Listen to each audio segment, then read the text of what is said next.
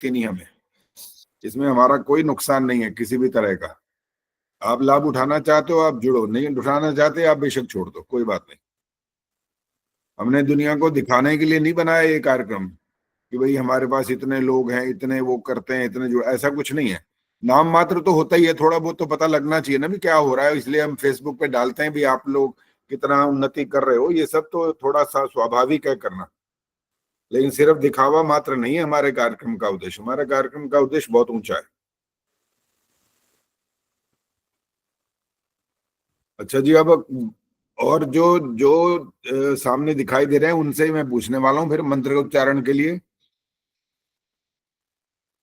और आज यज्ञ का मंत्र सुनेंगे, यज्ञ का, ठीक है, यज्ञ का मंत्र सुनेंगे आज। और वो वाला मंत्र थोड़ा बड़ा भी है, लंबा है थोड़ा। समझ में आ गया तो बता दो कौन सा है, किसको समझ में आ गया ये वाला। दैनिक यज्ञ का मंत्र का एक बड़ा मंत्र है वो। सविता धिंगरा जी बताओ कौन सा मंत्र है वो। ओम अयंत इदमे आत्मा। हाँ ठीक है, यही मंत्र है। तो आप तैयार हो सुनाने के लिए? जी सुना देती हूँ। हाँ, जो जब जब ऐसे कहते हैं ना सुना देती हूँ, अच्छा करती हूँ, कोशिश करती हूँ, तो इसका अर्थ पता लग जाता है हमारे को तुरंत। इसका मतलब निकल जाता है कि गलतियां होने वाली हैं। वो तो है जी। हाँ, वो गलतियां वो होने तो का मतलब भी पता है फिर। चलो सुनाओ, कोई बात नहीं, अच्छा है, दान करोगे थोड़ा सा और अच्छा हो जाएगा। करो, शुरू करो। ओम अयंत इदमे आत्मा जात वेदस्तेने धस्व वर्धस्व चेद वर्चेध चेद वर्धय चास्मान् प्रजया पशुभिर्ब्रह्म वर्चसे नान्नाद्येन समेधय स्वाहा एदम अग्नये जात वेदसे एदन्न मम।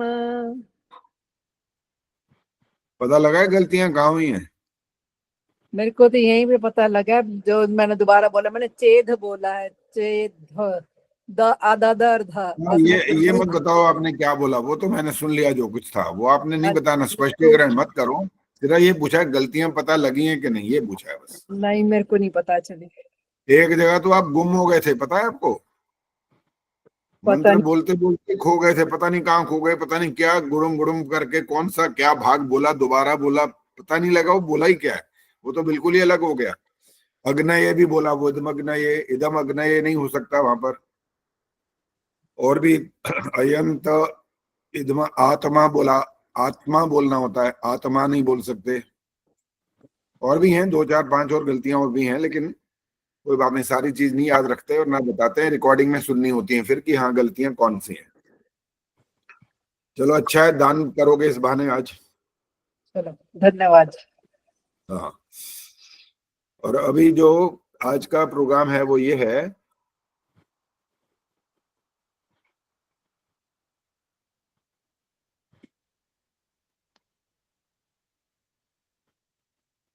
सबको मालूम है आज का कार्यक्रम का क्या बोला गया है, क्या कहा था?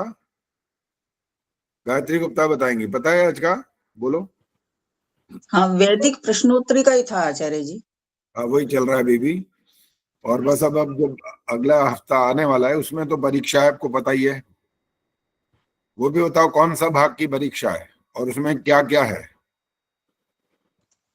दूसरे भाग की है आचार्य जी।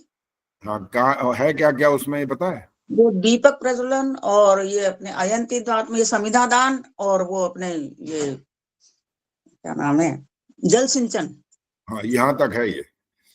तो इसका मतलब अब ये नहीं है कि मैंने सबसे सब कुछ सुनना है, ऐसा नहीं है। हो भी सकता है कि सारा कुछ भी सुना जाए जो दूसरे भाग में है। आपने तैयारी पूरे दूसरे भाग की करनी है। जहां से आपसे सुनना चाहेंगे वो सुनेंगे, और यदि कहेंगे, ये भी हो सकता है कि पूरा का पूरा भी सुने, क्योंकि इसमें 2 मिनट लगने हैं कुल मिलाकर के, बहुत लंबे चौड़े मंत्र नहीं है ये।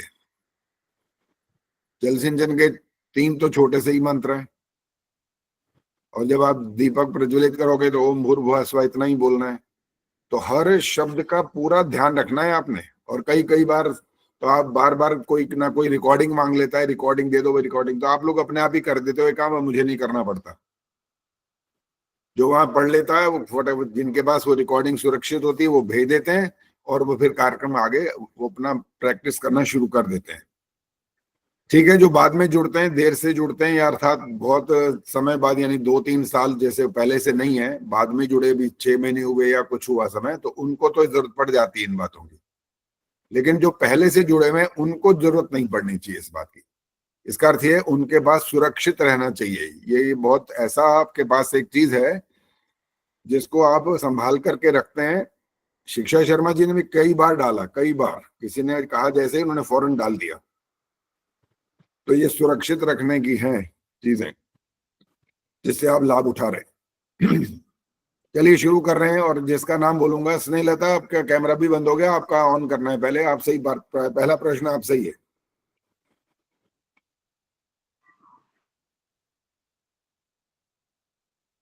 अरे ये कैमरा बंद मत किया करो, कैमरा ऑन रखा करो, पता लगे नाश्ता तो नहीं कर रहे साथ साथ कहीं। जो काम हो रहा है इस समय केवल मात्र कक्षा का, मतलब सिर्फ कक्षा है, वहां पर कोई और काम नहीं होना है। अब पानी किसी को पीना हो, मैं भी पी लेता हूँ पानी, तो पानी की बात अलग है। वो तो ऐसा है, गला खराब हो जाए, कुछ हो जाए तो आप पानी पी सकते हो, लेकिन कहो जी मैं चाय भी पीऊं, पराठा भी साथ साथ खाऊंगी, तो वो नहीं होगा, कक्षा में ऐसा अलाउड नहीं है। चलो जी, आपका प्रश्न ये है कि सृष्टि के प्रारंभ में ईश्वर ने उन्हीं ऋषियों को ज्ञान क्यों दिया था, ये उनके नाम भी बताने, ईश्वर ने इनको ही ज्ञान क्यों दिया ये। अभी हाथ मत खड़ा करो जी, अभी जब तक मैं यहां से, मैं ये इधर उधर जो देख रहा हूं ना सामने, मैं उनसे अपने आप प्रश्न पूछूंगा, अभी हाथ नहीं खड़ा करना। जब कहेंगे हाथ खड़ा करना, जब ये, हाँ बोलो। सत्पुरुष थे। सब पुरुष थे इसलिए। विष्णु प्रिया जी बोलो। जी, वो 4 ऋषि तो अग्नि, वायु, आदित्य, अंगिरा है, और वो उन्होंने, उनको अच्छे ज्ञान थे, सत्पुरुष थे, इसलिए उनको चुने हैं।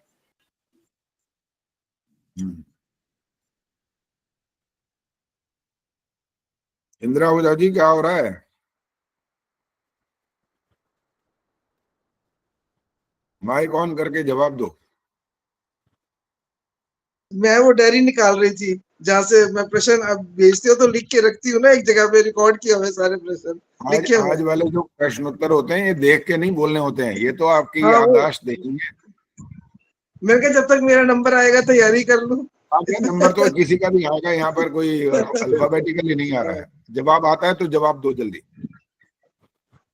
नहीं, वो 4 ऋषि बहुत ज्ञानी थे और पुण्य आत्माएं थी, इसीलिए उनको वेद का ज्ञान दिया गया। चंदा से देवा जी बोलो। वो 4 ऋषि पवित्र आत्माएं थी, इसलिए उन सृष्टि की उत्पत्ति में उनको ज्ञान दिया गया। सुदर्शन मन चंदा जी बोलिए। जी, कि वो पवित्र आत्मा थी, इसलिए उनको परमात्मा ने सृष्टि के कल्याण के लिए वेद ज्ञान दिया। गीता। क्योंकि उस समय सबसे पवित्र और श्रेष्ठ आत्माएं वही थी, इसलिए ईश्वर ने चारों ऋषि, अग्नि ऋषि, वायु ऋषि, आदित्य ऋषि और अंगिरा ऋषि को ज्ञान उनके हृदय में प्रदान किया। इंदिरा डांगरे जी बोलो। जी आचार्य जी, मैं भी यही कहने लगी थी कि वो अत्यधिक पवित्र आत्माएं थी, और हर सृष्टि के आरंभ में इन्हीं 4 ऋषियों को वेद का ज्ञान दिया जाता है।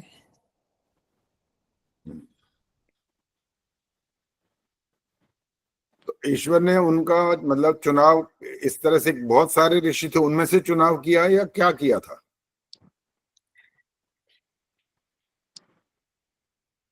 जब सबसे पवित्र कहा जाता है कि वो अत्यधिक पवित्र आत्माएं थी, तो चुनाव तो परमात्मा उसी हिसाब से करता है। पवित्र, जो हम बार बार, बहुत सारे लोगों ने आप में से पवित्र शब्द का बहुत ज्यादा प्रयोग किया, तो इस पवित्र का जो गुण है उनके अंदर, केवल मात्र यही कारण था या कुछ और भी हो सकता है उसमें? आचार्य जी, जब मोक्ष, जैसे कि अभी आपसे ही मालूम पड़ा है कि जब मोक्ष मिलता है तो सभी कर्मों से मुक्ति नहीं प्राप्त होती, बहुत से कर्म रह जाते हैं। तो मुझे, जो मेरी बुद्धि कहती है कि इन ऋषियों के बाकी लोगों से बहुत कम ऐसे कर्म थे जो रह गए थे, या कहना चाहिए कि नहीं थे बचे हुए, इसलिए इनको दिया गया। चलो प्रेमन जी, आप बोलो, क्या कहना है? आचार्य जी, मुझे कुछ भिन्न तो नहीं कहना, इतना ही पता है कि समस्त जीवों में से जो सबसे शुद्ध और पवित्र आत्माएं थी, उन्हीं को ईश्वर ने उनके आत्मा स्वरूप में ज्ञान को प्रकाशित किया। राज चावला जी, आप माइक ऑन करो, ये बताओ और कि ऋषियों के नाम भी बताने हैं? नहीं नहीं, वो नहीं बताना, अच्छा। वो हो गया, बता चुकी, गीता बता चुकी है। हाँ जी, राज चावला जी, माइक ऑन करो।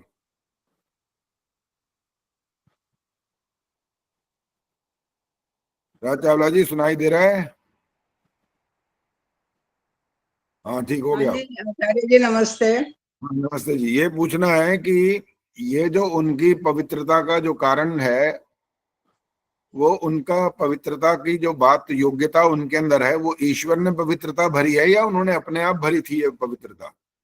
नहीं, उनके अंदर तो ईश्वर ने ही ये योग्यता भरी थी।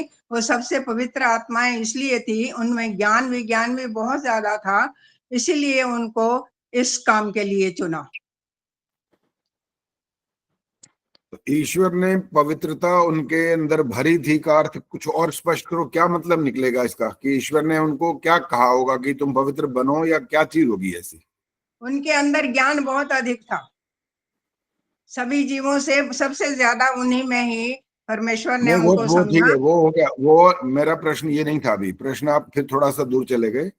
प्रश्न ये था कि आपने कहा ना ईश्वर ने उनको उनके अंदर पवित्रता दी, तो इसको स्पष्ट करना है, वो पवित्रता ईश्वर ने कैसे दी उनको? इसको और स्पष्ट करो कि वो पवित्रता ईश्वर कैसे उनको दे रहा है, या दी थी, या औरों को क्यों नहीं दी, ये प्रश्न है। ये उनको ही पवित्र आत्मा समझा ना नहीं, ईश्वर ने। मैं ये नहीं कर, मैं तो आपने जो शब्द बोला था, मैं तो उसको पकड़ के प्रश्न कर रहा हूँ कि ईश्वर ने उनको पवित्रता दी, वो पवित्रता उन्होंने, ईश्वर ने इनको क्यों दी, औरों को क्यों नहीं दी? क्योंकि वो पवित्र आत्मा थे, इसीलिए उनको दी। जब पवित्र आत्मा थे तो फिर पवित्रता क्या दी? जब पवित्र नहीं, आत्मा पहले ही कोई है, तो फिर देखो, जब आप अगर हवन हर रोज करते हो, और फिर भी मैं आपको जानता हूँ, पता है मुझे, आप हवन करते हो, फिर भी मैं बोलूँ आप हवन किया करो, तो मेरी ये तो बुद्धिमानी थोड़ी कहलाएगी फिर। नहीं, बुद्धिमानी तो वही कहलाएगी, जो प्रश्न होगा वो तब होगा कि वो वाला काम ना करता हो कोई, और आपको ये करो, तब तो ठीक है। गायत्री गुप्ता जी बोलो। नहीं आचार्य जी, ईश्वर ने नहीं दिए तो उनके खुद के गुण कर्म स्वभाव होते हैं, उसको ईश्वर परखता है कि देखता है। अर्थात उन्होंने अपना पुरुषार्थ किया। जी।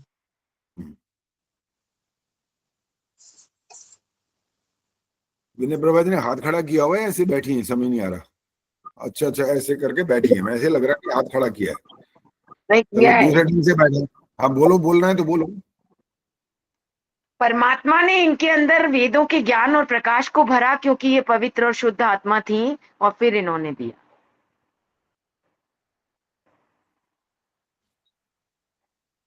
अभी हमारा प्रश्न जो था ना, वो अब ये वाला प्रश्न नहीं रह गया था कि ईश्वर ने इनको ये दिया, ये तो क्लियर हो गया। ईश्वर ने 4 ऋषियों के आत्मा में ये वेद ज्ञान प्रदान किया, ये क्लियर है।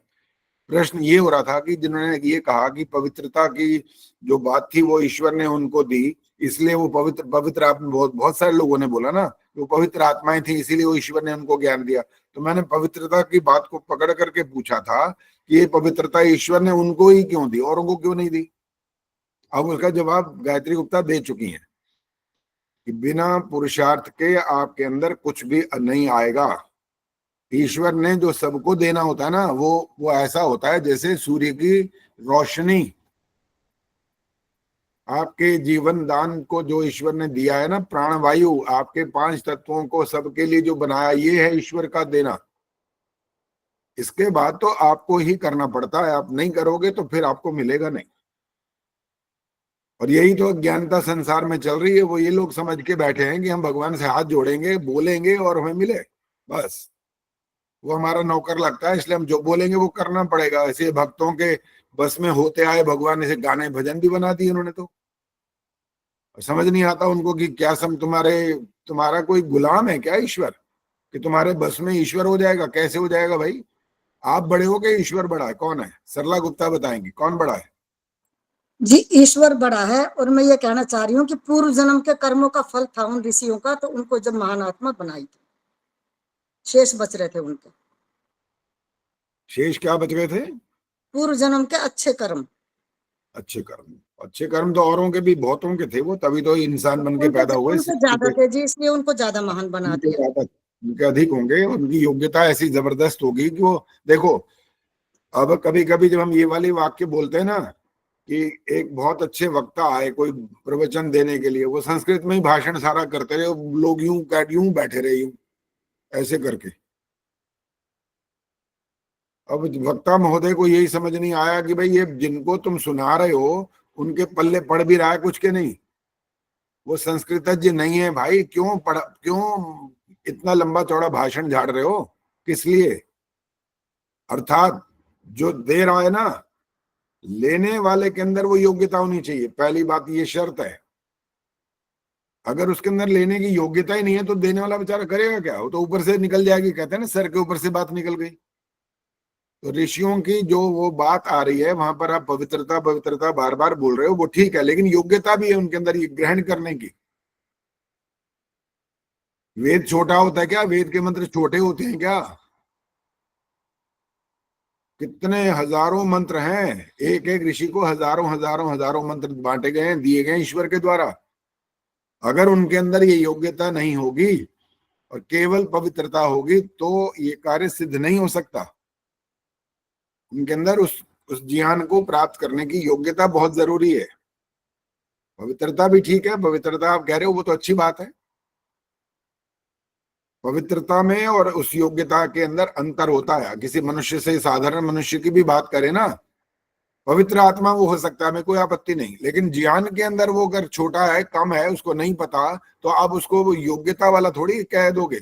योग्यता वाला नहीं कहेंगे उसको, उसकी योग्यता बहुत सीमित हो जाएगी। फिर वो वेद के मंत्रों के ना अर्थ समझ पाएगा ना बता पाएगा। ये योग्यता नहीं है तो हम उसको योग्यता वाला बात तो नहीं कह सकते ना, उसके जीवन के साथ नहीं जोड़ सकते। पवित्रता के लिए कोई मना नहीं करेंगे। वो कौन सा पक्ष होगा? वो होगा व्यावहारिक पक्ष। ये व्यावहारिक पक्ष है ये पवित्रता वाला। कि आप मन से शुद्ध पवित्र हैं, आप किसी से गलत व्यवहार नहीं करते, आप किसी को बुरा दृष्टि से नहीं देखते, आप गाली गलौच नहीं करते, आप सबका सहयोग करना चाहते हो। ये कौन सा पक्ष है? व्यावहारिक पक्ष है ये। और दूसरा जो है, जो इसको योग्यता बोलते हैं, वो अध्यात्म से जुड़ जाता है जाकर। दोनों पक्षों की आवश्यकता होती है, केवल एक से नहीं काम नहीं बनता। चंदा सिद्धेवा जी माइक ऑन करो। अब ये चारों ऋषियों के नाम तो गीता भी बोल चुकी हैं। अब ये बताना है इनके जो विषय हैं वो विषय क्या है? चारों वेदों के अलग अलग विषय। सबसे पहला वेद है ऋग्वेद, इसके ऋषि हैं अग्नि और इसका विषय है ज्ञान। और दूसरा वेद है यजुर्वेद, यजुर्वेद के ऋषि हैं वायु और इसका मुख्य विषय है कर्म। और तीसरा वेद है सामवेद, इसके ऋषि हैं आदित्य और सामवेद का विषय है उपासना। और चौथा वेद है अथर्ववेद, इसके ऋषि हैं अंगिरा और अथर्ववेद के मुख्य ऋषि हैं अंगिरा और विषय है विज्ञान। ठीक है, सारी बातें ठीक है। ये जब आप ये बोलते हो अग्नि ऋषि बोलते हैं जब हम, तो बच्चा तो आपके मुंह से अग्नि ऋषि सुनते ही एक प्रश्न खड़ा कर देता है। वो प्रश्न क्या कर सकता होगा? सोचिए जरा। क्या प्रश्न खड़ा करेगा यहाँ पर? हाथ खड़ा करना है, बोलना नहीं। अब हाथ खड़ा करने वाला प्रश्न है ये। बच्चे ने आपके मुंह से जब ये सुना कि ईश्वर ने सृष्टि के प्रारंभ में अग्नि ऋषि को ऋग्वेद का ज्ञान प्रदान किया, वो प्रश्न यहाँ पर क्या कर सकता है? ये वाला आपके लिए प्रश्न है। अब उर्मिल शर्मा बोलो। आचार्य जी, बच्चा तो सबसे पहले यही पूछेगा कि इनका नाम अग्नि क्यों रखा है, अग्नि ऋषि क्यों रखा है, क्या अग्नि थी इनके पास, किस कारण ठीक से है, रखा है? वो तो कहेगा मैंने अग्नि के बारे में पढ़ा हुआ है, अग्नि तो आग होती है, ये अग्नि आग थी क्या, आग को दिया था क्या ये ज्ञान उसने, ईश्वर ने? तो बच्चे को समझाना पड़ेगा अब आपको। अभी और किसी और के सामने प्रश्न आने वाला है, अब ये वाला जो मैं करने वाला हूं। बच्चे को अब कैसे समझाएंगे कि अग्नि का अर्थ यहाँ पर आग नहीं है, लेकिन अग्नि ऋषि वो जरूर है। तो आप उनको कैसे समझा पाएंगे कि वो अग्नि ऋषि ही है, आग नहीं है? चंद्रकांता जी।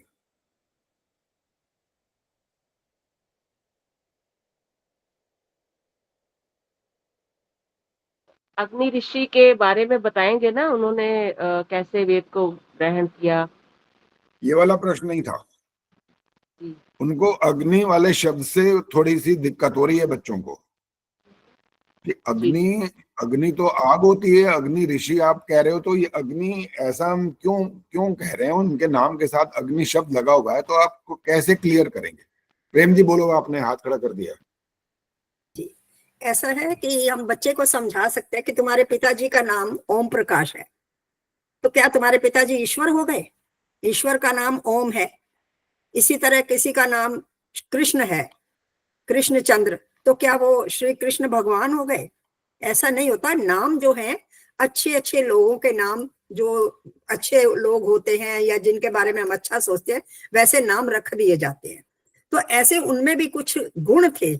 जैसे अग्नि ऊपर को उठती है, तो वो भी ज्ञान के भंडार थे, इसलिए उनका नाम अग्नि हो सकता है। कोई जरूरी नहीं कि अग्नि आग को ही कहा जाए।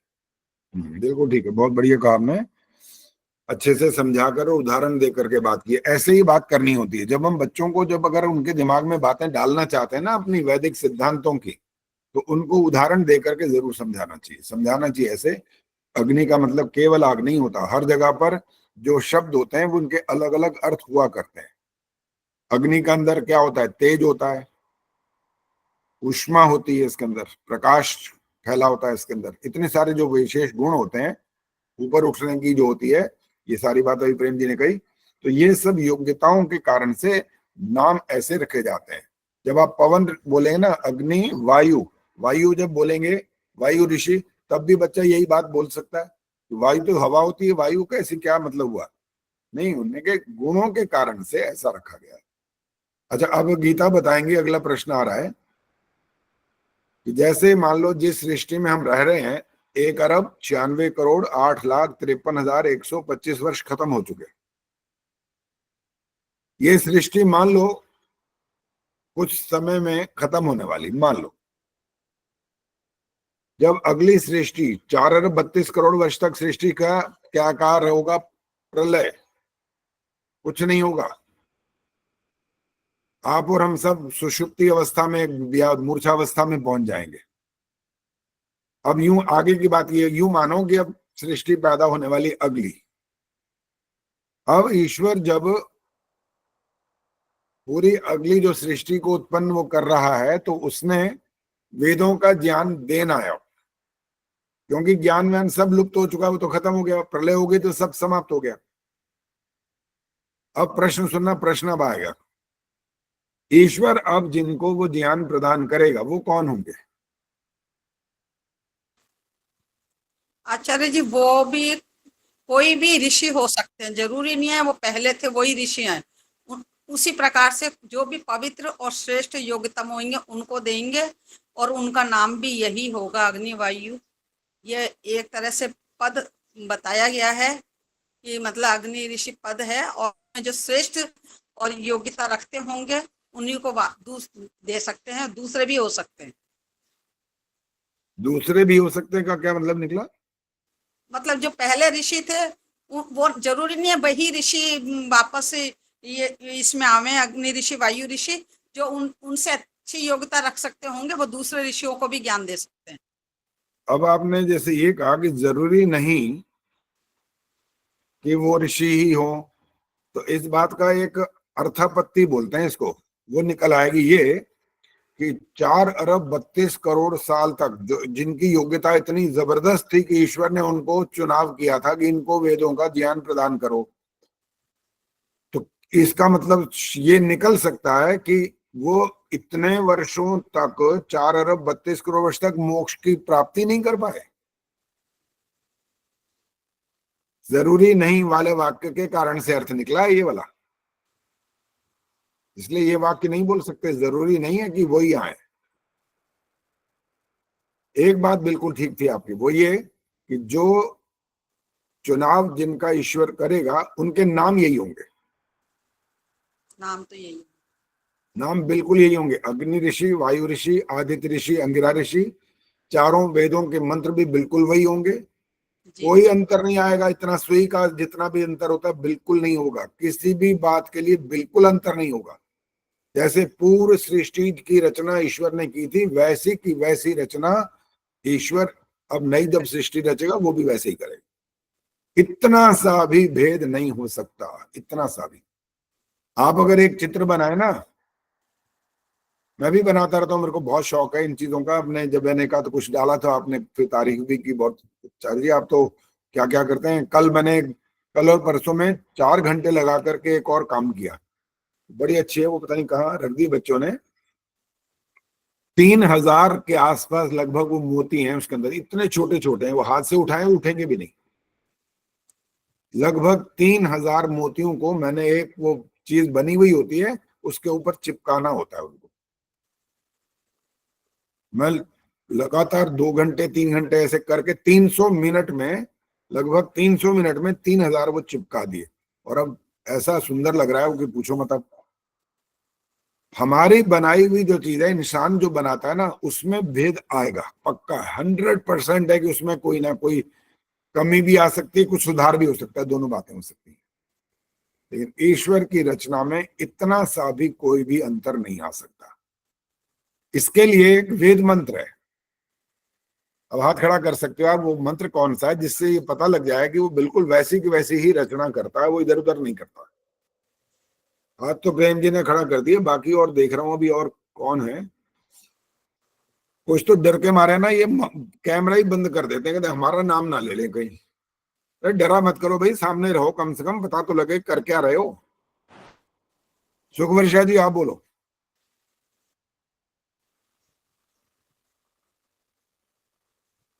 सुखवर्षा जी अभी तक नजर ही नहीं आ रही है, कहाँ गई? जी मैंने वो खोला हुआ है और मेरा स्पीकर ऑन है। नमस्ते जी। हाँ कैमरा ऑन क्यों नहीं है? कैमरा ऑन किया हुआ है आचार्य जी। क्या हुआ है? चलो नहीं दिखाई दे रहा, कोई बात नहीं, बोलिए। पूर्णमिदा पूर्णमिदं पूर्णात् पूर्णमुदच्यते पूर्णस्य पूर्णमेवावशिष्यते। वही तो गलत हो गया मंत्र वैसे भी। हाँ ये जी नहीं हो है, गया। ये नहीं है। हाँ जी ये नहीं है। पद्मा जी बोलेंगे अब। ओम सूर्य चंद्रमसौ धाता यथा पूर्वमकल्पयत् दिवंच पृथिवीं चांतरिक्षमथो स्वः। हाँ बिल्कुल ठीक है, बिल्कुल पूर्व सृष्टि में जैसा जैसा रचना ईश्वर ने की थी, इन पदार्थों के नाम भी बोलती है। सूर्य चंद्रमसौ धाता यथा पूर्वमकल्पयत् दिवंच पृथिवीं चांतरिक्षमथो स्वः, सबके नाम आ गए। वैसी की वैसी रचना ईश्वर करता है। कारण यह है, कारण बता दिया सुखवर्षा जी ने जो बोला है ना, वो कारण है उसका। सुखवर्षा जी अब पूरा मंत्र एक बार फिर सुनाओ, अगर ध्यान से सुनाओगे तो ठीक आ जाएगा, बोलो। जी सुनाती हूँ। ओम पूर्णमदः पूर्णमिदं पूर्णात् पूर्णमुदच्यते पूर्णस्य पूर्णमादाय पूर्णमेवावशिष्यते। ठीक है, लेकिन आपका पूर्ण नहीं आ रहा, न आ रहा है ज्यादातर। पूर्ण, हाँ न आ रहा है, न नहीं चाहिए ना। पूर्णमदः, देखो पहले आगे मत बोलो, पहले सुनो। पूर्ण न का जो उच्चारण है वो नहीं आ रहा है ठीक से। पूर्णमदः पूर्णमिदं आगे मत बोलो, बार बार आगे मत बोलो। पूर्ण आ रहा है आपका, मैं कह रहा हूँ न नहीं है ये, ण ट ठ ड ढ ण। जी मैंने वो लगाया हुआ है, उसकी वजह से हो सकता है वो ना आ रहा हो। दोबारा तो बोलो फिर, घर एक पहला वाला शब्द बोल दो बस। पूर्णमिदः। बस रुक जाओ, नहीं है, पूर्ण ही आ रहा है, ड नहीं आ रहा है। जी चलो वो अब मैं मैंने, आपको, हाँ उसी की वजह से होगा, मैंने वो लगाया हुआ है कान में। नहीं नहीं उसकी वजह से नहीं, हमारे कान में थोड़ी लगा है, हमें तो सुनाई दे रहा है ना ठीक से। पूर्ण आ रहा है बार बार, न नहीं है ये, पूर्ण। अणा अणा मैं बोल तो सकती हूँ आचार्य जी। एक तो अणा नहीं बोलना, ना पता है क्या बोल, इसको बोलना होता है ण, अणा ना नहीं, अ का साउंड नहीं आना चाहिए पहले। ना ना अभी भी ना ही बोल रहे हो, ण नहीं बोल रहे हो। चलो छोड़ो, कोई बात नहीं। शिक्षा शर्मा जी आप सुना दो ये वाला। ओम पूर्णमिदा पूर्ण, आचार्य जी भूल गई। मैं भूल गया, करूं, कोई बात मैं बताऊं आचार्य जी। नहीं। अभी आपने नहीं सुना, अभी आपने नहीं सुना ना। अभी हम औरों से सुनेंगे जरा, जो थोड़ा हाथ खड़ा कर रहे हैं, लेकिन मेरे को संशय लगता है कि वो ठीक नहीं सुना पाएंगे, गलतियां की संभावना होती है, कुछ आइडिया हो जाता है। चलो जी, वो दमयंती गुप्ता जी आप सुनाओ। अभी नजर आई थी, पता नहीं कहाँ गई फिर।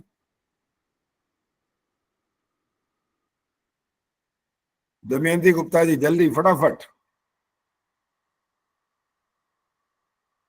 अभी भी नहीं सुनाई नमस्ते दिया। आचार्य जी। आज नमस्ते जी, बोलिए, शुरू करिए। ओम पूर्णमदः पूर्णमिदं पूर्णात् पूर्णमुदच्यते पूर्णस्य पूर्णमादाय पूर्णमेवावशिष्यते। बिल्कुल ठीक है। एक आध जगह ऐसा अटका पटका कुछ आया, लेकिन वो तो कारण वो तो नेट का होगा, लेकिन वो मुझे पता था कि आप ठीक सुना पाएंगे। चलो अभी औरों से भी, चंदा जी आप सुनाओ। ओम पूर्णमदः पूर्णमिदं पूर्णात् पूर्णमुदच्यते पूर्णस्य पूर्णमादाय पूर्णमेवावशिष्यते।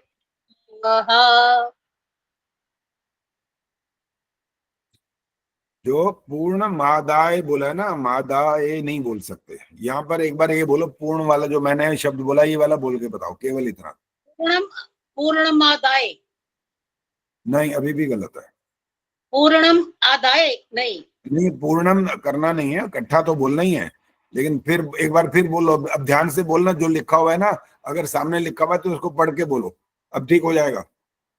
पूर्णमादाय। अभी भी गलत बोल रहे हो, अब नहीं बोलना बस। हाँ जी सुशीला जी बोलो। केवल इतना, जो भी वो बात चली, बात पूरा मंत्र नहीं सुनना अब। पूर्णमादाय। अब ठीक है चंदा जी, जो पूर्ण मादाय लिखा है, यहाँ पर ए नहीं लिखा, और इसीलिए सुना है क्योंकि वहां मैं सुन रहा था हवन में जब होता है ना, ये बड़े भी गलत बोलते हैं, ज्यादातर लोग गलत बोलते हैं। तो इसलिए जो अक्षर जैसा लिखा हो वैसा का वैसा ही बोलना उचित होता है बस। बहुत सारे संध्या के मंत्रों में भी इतनी गलतियां, इतनी अशुद्धियां होती हैं कि मैं हैरान हो जाता हूं। और इसलिए मैंने, अब आपको पता ना 7 तारीख को जो हम कार्यक्रम कर रहे हैं, उसमें मैंने संध्या ही करनी है, हवन नहीं करेंगे हम। ध्यान से सुन लो, हवन नहीं करेंगे हम, संध्या करेंगे, और मैं ही कराऊंगा संध्या। आप उस दिन ध्यान से सुन लेना। वो तो रिकॉर्डिंग में तो अलग अलग करके भेजिए ना, वो पूरी की पूरी उसमें आएगी, रिकॉर्डिंग भी हो जाएगी उस दिन। संध्या से हम प्रारंभ कर रहे हैं, और बाकी सबको बता रखा है उसमें कार्यक्रम क्या है। पूरा कार्यक्रम छप गया, बन चुका है। और वो हमारे मित्र जो है बहुत इतना ध्यान करते हैं, इतना हमारा सहयोग करते हैं, कुलभूषण जी हैं वो, और आदर्श मेहता ये संयोजक हैं इस कार्यक्रम के। अब ठीक है, कुलभूषण और आगे लिखा है आदर्श मेहता ये संयोजक हैं, और 4 जनों ने अपने अपने अनुभव सुनाने, और 2 भजन हैं, गीता का और संतोष नंदवानी जी का। स्वामी विवेकानंद जी हमारे बीच में होंगे, और हमारे बीच में आमंत्रित अतिथिगण भी हैं, 5, 6, 7 हैं वो भी। अगर हमारे पास समय रहेगा तब उनको बोलने के लिए कहेंगे, नहीं तो हम चाहेंगे कि वो हमारे कार्यक्रम को एक बार देखें कि हमारे कार्यक्रम में होता क्या है। क्योंकि हम जब कभी फेसबुक, हाँ जी, कितने बजे? 3 बजे है, सोमवार है उस दिन, 7 तारीख 7 जुलाई सोमवार, तो अपना समय सुरक्षित रख लो, ताकि आपका जो विशेष आयोजन है, हमारा स्थापना दिवस है, तो उसके लिए आपको समय निकालना चाहिए। उस दिन जुड़ो और अपना लगभग, हमने समय सिर्फ ये लिखा है 3 बजे से, ये नहीं लिखा कि 4 बजे खत्म करेंगे, 4:30 करेंगे। जितना समय हमारे पास होगा हम अपना फर्स्ट क्लास कार्यक्रम करेंगे। 1 घंटा हो, 1.5 घंटा हो, 1.25 घंटा हो, भी नहीं पता, जितना समय हमारे पास रहेगा हम कर लेंगे। और डॉक्टर सुषमा आर्या, उनका संदेश होगा, बस ये 5-6 वक्ता के रूप में हैं, ये अपनी बात कहेंगे, और बाकी आप लोग श्रोता के रूप में ही रहेंगे। सब लोग बोलेंगे नहीं, सब लोग बोलेंगे तो फिर हमारे पास फिर समय तो ऐसा हो जाएगा कि पता नहीं 4 घंटे भी बैठो तब भी वो पूरा नहीं हो पाएगा। तो जिन जिन को कहा गया केवल वही बोलेंगे। चलो जी, अब हम अगली बात कर रहे हैं। ये वाले मंत्र की बात हो गई और सुखर्षा जी ने उसका कारण बता दिया था। हमने कहा ईश्वर की रचना ऐसी होती है तो उसमें कोई भी छोटा सा भी कोई परिवर्तन नहीं होता, बिल्कुल वैसी के वैसी ईश्वर रचना करता है।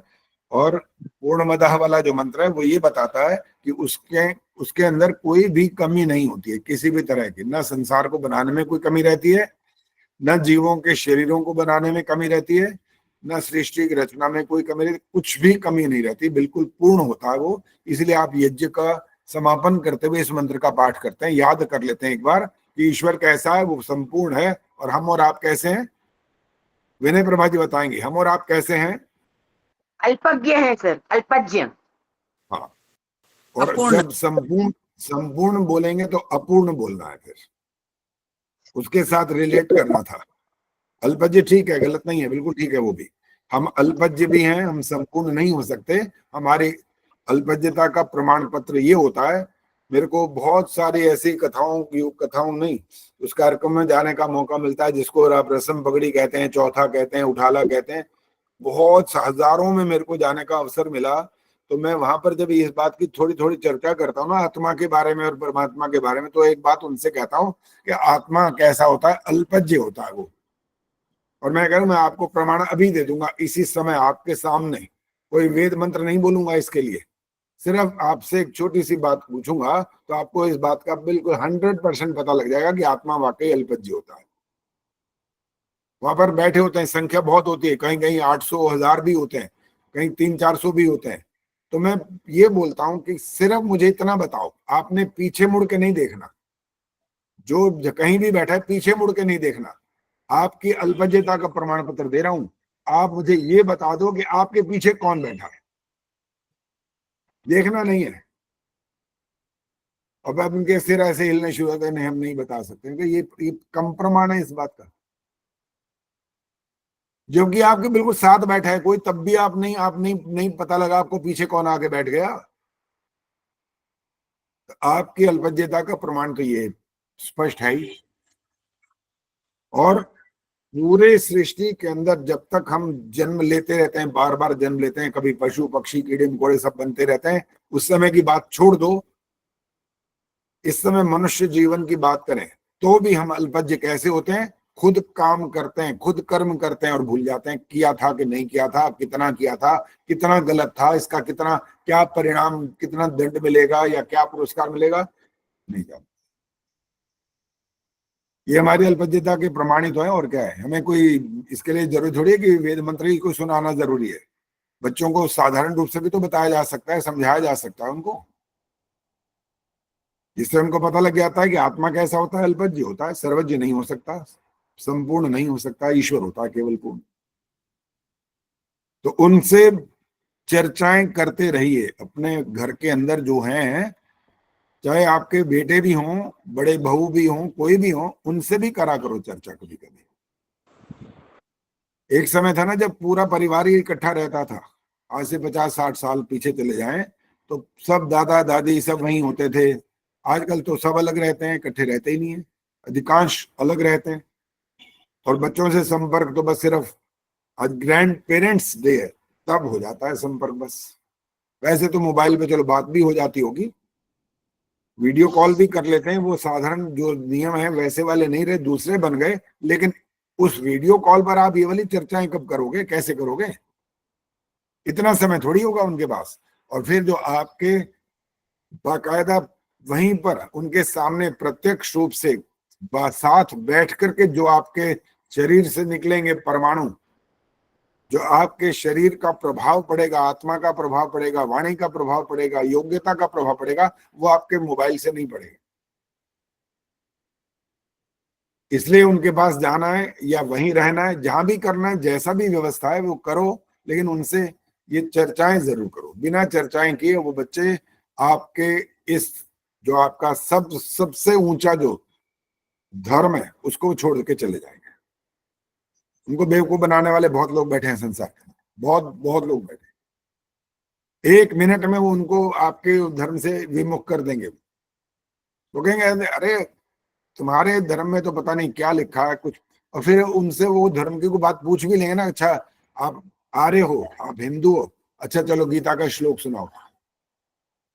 बच्चे कहेंगे कौन सा श्लोक, कहाँ सा श्लोक, हमें आता ही नहीं। कोई वेद मंत्र सुना दो कि वो भी नहीं आता। अबे तुम्हें आता क्या है फिर? फिल्मी गाने सुनाओगे ना, ये तो तुम्हें आते होंगे क्योंकि तुम फिल्में देखते रहते हो। तो उनके जीवन का निर्माण जो करने की हमारी योग्यता होनी चाहिए, वो हमारी योग्यता की कमी है। उनको तो कराना है ना, आपने कराना है, वो अपने आप थोड़ी करेंगे। उनको क्या पता कि क्या ठीक है क्या गलत है, वो आपको कराना है। ये पुरुषार्थ करने से आएगा परिणाम, नहीं तो नहीं आएगा। पर आजकल तो वैसी बड़ी हाय तौबा मची हुई है, ये स्थिति हो गई है देश की, ये हालत हो गई है, ऐसा हो रहा है वैसा हो रहा है। तो जो काम ऊपर के बड़े लोग जो कर रहे हैं वो तो कर ही रहे हैं, हमें क्या करना है, हमारी जिम्मेदारी भी तो होती है। तो उसको निभाने का संकल्प ले लीजिए। 7 तारीख को संकल्प होना है आपका कि आपने ये समय, इतना समय देना ही देना है, चाहे आप साधन कुछ भी चुनो, लेकिन ये संकल्प पूरा आपको करना है उस दिन। व्रत दिलवाऊंगा आप सबको। चलिए आगे चल रहे हैं अब। आचार्य जी एक प्रश्न पूछ लो? हाँ जरूर पूछो जी। आचार्य जी, जो पुण्य आत्माएं हम कहते हैं कि उनको वेदों का ज्ञान मिला, जब प्रलय होने कोई मतलब जब सृष्टि के समय में जो बहुत पुण्य आत्माएं थीं जिनको मोक्ष प्राप्त होने वाला था, ठीक उसी समय यदि प्रलय हो गई और अगली सृष्टि में क्या वही फिर पुण्य आत्माएं मानी जाएंगी जो जिनको मोक्ष होने ही वाला था? आपका असल में प्रश्न गलत हो गया है। आपको समझ आया ये गलत कैसे हो गया? जी हो सकता है हो गया। मैं आपसे फिर पूछ रहा हूँ कि आपको ये समझ, थोड़ा कोशिश करो तो समझ में आएगा प्रश्न गलत हो गया। ये नहीं चल तो जैसे, ठीक रहा था, लेकिन एक वाक्य ने पूरा प्रश्न गलत कर दिया। अच्छा, जैसे सृष्टि चल रही है, अब इस सृष्टि में ऐसी पुण्य आत्माएं थीं, 4 कहिए या, तो बस वो ठीक उसी समय प्रलय हो गई। और जब ठहरो ना, यही तो गलत है वाक्य आपका, यही वाक्य गलत है। ठीक उसी समय प्रलय हो गई। ईश्वर के नियम नहीं पता आपको? 4 अरब 32 करोड़ वर्ष तक सृष्टि चलेगी ही चलेगी। जी 4 अरब 32 करोड़ मतलब होने ही वाले थे ना, कंप्लीट होने वाले थे। अच्छा ये कह रहे हो? जी 4 अरब 32 करोड़ पूरे होने ही वाले थे। हाँ।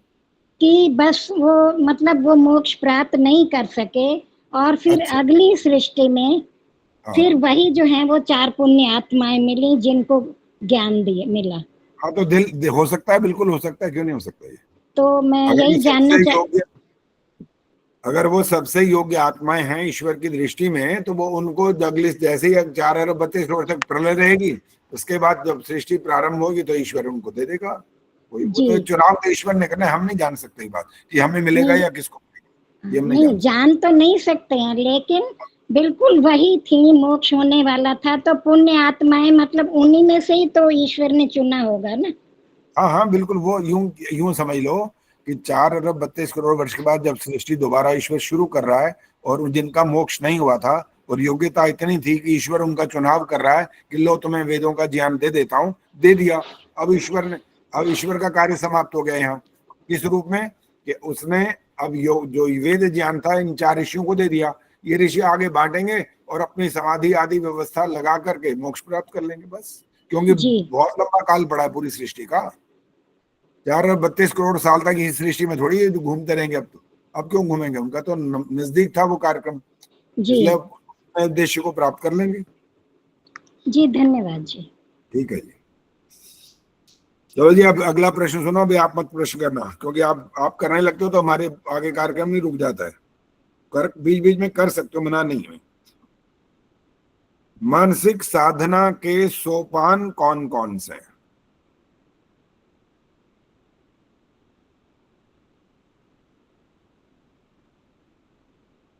चंदा जी तो किताब निकाल के बैठी हैं, फटाफट ढूंढती हैं उसमें कि कहां से आया प्रश्न। गायत्री ने हाथ खड़ा कर दिया है, चलो गायत्री बोलो। स्वाध्याय, सत्संग और सेवा। हाँ बिल्कुल ठीक है। स्वाध्याय ये शब्द जो है ये अपने आप में कुछ और भी बात कहता है, ये आपको स्पष्ट करना है वो और बात क्या कहता है। ये हाथ खड़ा करना है, बोलना नहीं है अभी। स्वाध्याय का जो शब्द है ये कुछ और भी साथ साथ बता रहा होता है, वो क्या कहता है ये? चंद्रकांता जी बोलो।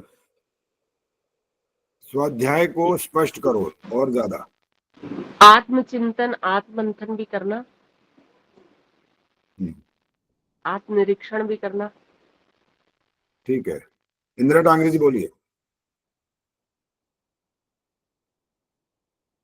इंदिरा टांगरे, हाँ करो, जी बोलो। जी अपने ज्ञान का वर्धन करते हुए उसका चिंतन भी करना, उसे अपने जीवन में उतारने का प्रयत्न भी करना और औरों को भी उसकी शिक्षा देने की कोशिश करना। शिक्षा शर्मा जी बोलिए। विनय जी आ रहा हूँ एक मिनट को। आचार्य जी, सदग्रंथों का अध्ययन करना और उस पे आचरण करना। विनय प्रभा जी बोलो। वेदानुकूल ग्रंथों का अध्ययन और मनन। दमयंती गुप्ता जी बोलिए।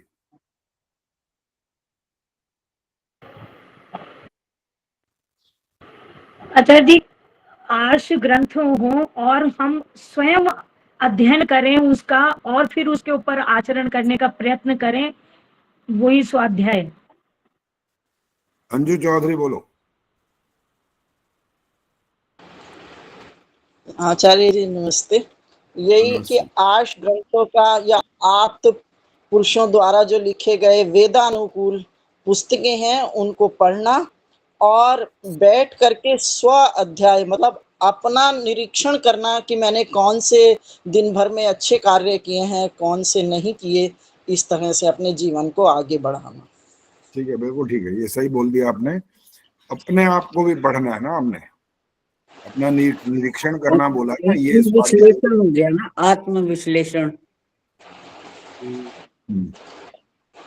आचार्य जी एक और बार इस स्वाध्याय के लिए आचार्य जी मैंने कहीं पर पढ़ा था कि स्वाध्याय जो है सिर्फ जो ग्रंथ हमें मोक्ष की तरफ ले जाते हैं उन्हीं का स्वाध्याय, उन्हीं को ही स्वाध्याय कहेंगे।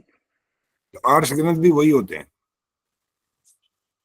कहते वेद में तो सारी बातें हैं, रोज की हाँ। कोई बनाने वगैरह की भी हैं, जो ग्रंथ जो आध्यात्मिक ग्रंथ हैं। उदाहरण तो क्या, जैसे क्या? जो ब्राह्मण ग्रंथ वगैरह ही होंगे, ये तो मुझे भी नहीं पता आचार्य जी। ब्राह्मण ग्रंथों में तो आपको उनके अर्थों को और स्पष्टीकरण मिल जाता है, वो उनकी व्याख्या करते हैं उन चीजों की। आर्ष ग्रंथ बोलने का मतलब है वेदानुकूल, ऋषियों की बातें जहां पर आप पढ़ेंगे ना, ऋषियों के ही ग्रंथों को पढ़ेंगे तो आप मोक्ष के वाले मार्ग पर चल रहे होंगे। और विद्वानों की बात अगर करेंगे, विद्वानों की बात को अगर आप पढ़ेंगे, वो आर्ष नहीं कहला सकते भी। अनुकूल हो सकता है लेकिन प्रतिकूल भी हो सकता है, वो अपनी मान्यताएं बीच में डाल देते हैं। इसलिए वो वाली चीजें जो होती हैं वो आर्ष ग्रंथ की बात नहीं कह रहे, वो अलग थोड़ी सी बात चली जाती है। मैंने तो बाकायदा सुना हुआ है ऐसे लोगों को, बाकायदा सामने स्टेज पर बैठ करके बोलो, जनता को सुना रहे होते हैं, बता रहे होते हैं वो, और जो बात वो वेदानुकूल नहीं होती। हाँ जी, एक प्रश्न बोलो। हाँ कि बोलो। ये मनुस्मृति, चाणक्य नीति जो ये सब पढ़ सकते हैं, ये आर्ष ग्रंथों में आएंगे कि नहीं? गीता गीता है, महाभारत है, मतलब ये चीजें हम आर्ष ग्रंथों में गिनेंगे या नहीं गिनेंगे, या केवल ब्राह्मण ग्रंथ देखो, वगैरह? अगर नकारात्मक ना होगा ना संसार के अंदर, केवल सकारात्मक होगा, तो भी कार्य सिद्ध नहीं होगा। आपको ये भी बताना पड़ेगा बच्चों को। आप बताते हो बकायदा, ये नहीं करना, सिर्फ ये नहीं कहते ये करो वो करो, ये भी कह दे तो नहीं, ये नहीं करना, तो उन ग्रंथों को पढ़ने में कोई आपत्ति नहीं, पढ़ सकते हो। लेकिन जो सिद्धांत को नहीं जानता वो फंस जाएगा, ये सुन लो। इसीलिए पहला नियम है आर्ष ग्रंथों के माध्यम से वैदिक विज्ञान को समझ लेना पहले। अगर ये समझ में नहीं आया और ये बिना समझे आपने उनको पढ़ लिया तो आपकी बुद्धि उसको स्वीकार कर लेगी। जैसे प्रक्षिप्त मतलब जो श्लोक वगैरह आते हैं उनको अगर हम पढ़ लें, बिल्कुल, ये प्रक्षिप्त जो अंश होता है ना, ये तो लोगों की चालाकी है। पंडितों ने ऐसा करके मिलावट करके अपना रोजी रोटी कमाने का एक साधन बना लिया ना उन्होंने, कि ऐसे लोगों को हम बेवकूफ बना करके अपने जाल में फंसाते रहेंगे, फंसा रहे हैं। लेकिन अगर आप सैद्धांतिक हो, आपको समझ में आ गया सिद्धांत क्या होता है, तो आप वो जन्म होने पर और काली पीली नीली लाल हरी रेखाओं के चक्कर में नहीं पड़ोगे ना, क्योंकि आपको समझ में आएगा इनसे रेखाओं से कुछ नहीं होता, रेखाओं से कुछ नहीं होगा। आपके हाथ में भी कुछ लकीरें होती हैं, इससे कुछ नहीं होता। आप मंगली को, इससे कुछ नहीं होता, ये सब बकवास है, कुछ नहीं होता इनसे। ये ग्रह, उस ग्रह में इस समय आप पैदा हुए इसलिए आपके ऊपर ये ग्रह चढ़ गया, कुछ नहीं होता। ये सब कपोल कल्पित और ढोंग पाखंड भरा पड़ा, ये अंधविश्वास है। ये इससे बचने के लिए तो सिद्धांत समझना जरूरी होता है पहले। स्वामी दयानंद जी ने क्या लिखा है पता है दूसरे समुल्लास में? जिस ज्योतिषी ने ये सब बताया कि ये 12 वर्ष में इसका मृत्यु योग है, और वो आप जब उसके बाद जाते हो तो पहले तो आपकी प्रसन्नता ही खत्म हो गई कि बच्चा बेचारा 12 साल में ही मर जाएगा, सारी खुशी काफूर हो गई। फिर आप उससे उपाय पूछते हो, वो कहता है ये करना पड़ेगा, वो करना पड़ेगा, ये दान करना पड़ेगा, इतने ब्राह्मणों को भोजन, ये सब करना पड़ेगा। आप सोचते हो अब क्या करें भाई, इतना तो बड़ा मुश्किल है, इतना खर्चा इन्होंने बता दिया। मैंने कहा देखा जाएगा ना, छोड़ो। अब 12 साल हो गए, बच्चा तो नहीं मरा, अब ठीक ठाक रहा। अब उसके पास पहुंच जाओ ज्योतिषी के पास के, आ बेटा अब तुमने तो ये बोला था कि तुम ये सब प्रयत्न करोगे, ये सब करोगे, ये सब इसका वो करोगे तो आपको फिर संभव है इसकी मृत्यु नहीं होगी। हमने तो वो कुछ भी नहीं किया, तब भी नहीं मरा। तब तो सारा धन जो बोल रहा था उससे वसूल करो पहले तो, कि तुमने झूठ मूठ बोला क्यों, सब कुछ है। हमें बेवकूफ बनाने के लिए तो ये करते हो, तो इसका मतलब साफ पता लग गया। और इसी से संबंधित बात और भी आ जाती है, जो ये निकालते हैं, आपका मुहूर्त निकालते रहते हैं, वो भी यही कर रहे होते हैं। कितना बेवकूफ बनाते हैं। ये शुभ मुहूर्त है, मैंने तो हजारों शादियां विवाह संस्कार कराए, उनका मुहूर्त वो लोग दूसरे होते हैं, कभी बार वो आर्य समाज के विद्वान को भी बुला लेते हैं, तो वो हमें कहते हैं पंडित जी देखो ऐसा है, हमारा तो 3 बजे का मुहूर्त निकला है। मैंने कहा मेरे को 3 बजे से कोई मतलब नहीं है, मैं तो करा दूंगा 3 बजे भी, वो तो आप जानो, आपकी व्यवस्था है, मेरे को तो कराने से मतलब है। ओके, पता लगा जी वो 3 बजे तो सो ही रहे थे, भी उनको उठाने गए, कोई कहता है 11:25 में विवाह संस्कार में। मैं कहा 11 बजे तुम पहुंच लोगे, पहले तो ये बताओ। नाचते नाचते तुम 2 घंटे में दरवाजे पर पहुंच करके, लड़की वालों के यहाँ पहुंच के नाचने में ही तुम्हारी इच्छा की पूर्ति नहीं होती, वहीं नाचते रहते हो, और 11 वहीं पे जाते तुम, 11:30-25 पे तुम फेरे कैसे करा लोगे? सिर्फ अपने आप को, सिर्फ क्या कहूँ, बेवकूफ बनाने की बातें ही करते रहते हैं। थोड़ी भी समझ नहीं आती इस बात की कि तुम्हारे ये कोई बाकी संसार के कार्य में मुहूर्त निकलता है क्या? किसी में कोई मरता है तो मुहूर्त निकलता है क्या? उसका पैदा होता है कोई मुहूर्त निकलता है क्या? किसी क्षेत्र में जा रहे होते हैं, रोज अपने हिसाब से चलते हैं, इतने बजे उठना है, इतने बजे नहाना धोना है, सारे कार्य करने, गाड़ी निकाली और चल पड़े। मुहूर्त निकालते हो क्या? इतनी अज्ञानता की बातें संसार में फैली हुई हैं, समझ नहीं आती। कोई पढ़े लिखे होने के बावजूद संसार की पढ़ाई करते रहते ना। वेदों की पढ़ाई करें तो उनको अकल आएगी करना क्या होता है, क्या नहीं करना होता। वेद तो पढ़ते नहीं है, कोई पढ़ाता नहीं है। यूनिवर्सिटी में भी पढ़ेंगे, वहां पर अष्टाध्यायी थोड़ी पढ़ाते हैं, वो लघु सिद्धांत कौमुदी पढ़ाते हैं, वो भी वो हमारी आर्ष ग्रंथ नहीं है वो। तो कुछ ऐसी चीजें जो संसार पढ़ता रहता है और पढ़ाने वाले पढ़ाते रहते हैं, वो वैदिक ज्ञान से ओतप्रोत नहीं है, वो अलग है उनसे, इसीलिए वो नुकसान होता है। आचार्य जी ऐसे तो वहां महाभाष्य भी महीधर का पढ़ाते हैं यूनिवर्सिटी में, ऋग्वेद आदि भाष्य भूमिका तो नहीं पढ़ाते। हाँ, वो नहीं पढ़ाते। हाँ, जबकि आचार्य उसमें जी तो सायण का भी पढ़ाते हैं, सायण भी तो ठीक नहीं है। हाँ, सायण, उवट, महीधर, मैक्स मुलर सब अवैधिक है। ये इन्होंने तो सत्यानाश किया है जो हमारे वैदिक वेद के अर्थ जो किए इन्होंने।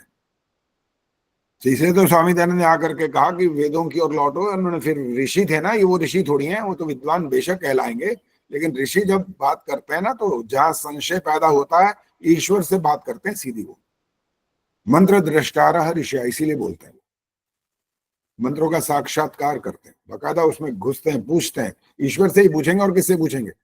इतने बड़े ज्ञान विज्ञान के क्षेत्र उनके पास है, उसके बावजूद भी कहीं कोई बात आती है तो ईश्वर से उनका संबंध होता है, इसलिए वहां पूछते हैं। और ईश्वर आत्मा में वो ज्ञान उनको दे सकता है, देता ही है। सामने आकर के थोड़ी बोलेगा क्या? वो नहीं बोलेगा, सामने आकर के बोलना नहीं होता है। तो स्वाध्याय में जब हमने इस शब्द को बात की थी तो आपने लगभग ठीक उत्तर दिए। अपने आप को भी पढ़ना होता है कि हम कहाँ तक पहुंच गए। और आज आचार्य जी नमस्ते। नमस्ते जी, बोलिए। मैंने बहुत देर से हाथ खड़ा किया हुआ था। नहीं, चलो, मैं कभी ध्यान नहीं दे पाता। बोलो बोलो जी। आचार्य जी, जैसे ये आर्य समाज के तीसरे नियम में कहा गया है, वेद सब सत्य विद्याओं का पुस्तक है। वेद का पढ़ना, पढ़ाना और सुनना, सुनाना हम सब आर्यों का परम धर्म होना चाहिए। अंतिम वाक्य नहीं तो समझ में आया। अध्याय वो में हम इस पे अमल कर सकते हैं। वेद का पढ़ना, सुनना, सुनाना हम सब आर्यों का परम धर्म होना चाहिए। तो ये स्वाध्याय में हम इसको शामिल कर सकते हैं। बिल्कुल, स्वाध्याय तो वेदों का पढ़ना तो स्वाध्याय है ही है। लेकिन अब लेकिन वाला जो शब्द है ना, वो सारी पोल खोल देगा। अब संस्कृत पढ़िए, 8वीं क्लास तक पढ़िए, तो क्या करोगे? अब कैसे कर लोगे? कोई तो 8वीं वाले भी बात खत्म होगी, वहां भी नहीं पढ़ता बिल्कुल, ऐसा भी हो चुका है अब तो। जब पढ़ा नहीं है ऐसा तो पढ़ना पढ़ाना सोचिए। पहले पढ़ोगे तो पढ़ोगे किससे पढ़ोगे? पहले अपने आप पढ़ लोगे क्या? अपने आप नहीं पढ़ सकते। फिर पढ़ाना है, सुनो। अगर पढ़ा नहीं सकते ना तो सुनो, इसलिए ये भी कहा है सुनो। किससे सुनोगे? विद्वानों से ही सुनोगे, और कोई साधारण व्यक्ति थोड़ी सुना देगा। फिर सुनाइए। ये है आर्यों का परम धर्म कि जो आपके क्षेत्र में चीज आ रही है इन दोनों में से वो चुन लो। पढ़ना नहीं आता तो पढ़ा नहीं सकते, सुनना आता है तो सुना सकते हो, ये वाला कार्य करो तो वो आपका स्वाध्याय कहलाएगा। सत्संग में स्वाध्याय, सत्संग सेवा, गायत्री ने बोला था अभी, मानसिक साधना के सोपान कि आप स्वाध्याय करेंगे, इसके बाद आप सत्संग करेंगे। सत्संग कहाँ जाएगा? सत्संग। इसका अर्थ क्या होता है? आशा सचदेव बताएंगे सत्संग का मतलब क्या होता है। अच्छे विद्वानों का संग करना। पहला शब्द नहीं समझ में आया, वो बात पहला बोलो। अच्छे विद्वानों का संग करना। हाँ ठीक है, सत्पुरुषों का संग करना, सत्पुरुषों अच्छे का, विद्वानों का, वो भी ठीक है, कोई बात नहीं। शब्द थोड़े थोड़े अलग हो, कोई फर्क नहीं पड़ता। श्रेष्ठ लोगों का आचार्य जी। हाँ, श्रेष्ठ ठीक है। सत्पुरुष क्या होते हैं? सत्पुरुष तो यही होते हैं, श्रेष्ठ वही होते हैं। सत जिनके साथ जुड़ गया वो श्रेष्ठ ही होते हैं। उनका संग करने का मतलब क्या होता है? उनके साथ बैठ के रोटी खा लेना? नहीं। हाँ, क्या होता है? आशा जी बोलो। उनसे उनसे ज्ञान की बातें सीखना, सुनना, हाँ, मनन करना। और इसके लिए जो अतिथि यज्ञ था ना, जो मैंने पहले कुछ दिन पहले वाली बात की थी, हाँ, वो अतिथि यज्ञ का मतलब यही था कि वो प्रतिदिन करने का कार्य था। वो पंच महायज्ञ में आता है वो।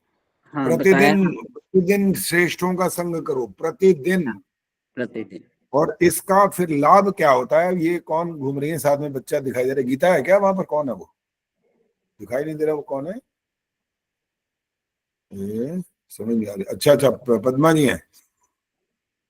पद्मा जी ने सुना ही नहीं होगा मैंने प्रश्न क्या किया। अतिथि यज्ञ में जब प्रतिदिन का महायज्ञ के साथ इसको जोड़ा गया तो वो होगा कैसे? हाँ जी विनय प्रभा जी बोलो। जब विद्वान लोग हमारे घर आएंगे तो वो हमें वेदों का ज्ञान प्रदान करेंगे जो हमारे भ्रम को। रुक जाओ। जब क्या मतलब है? जब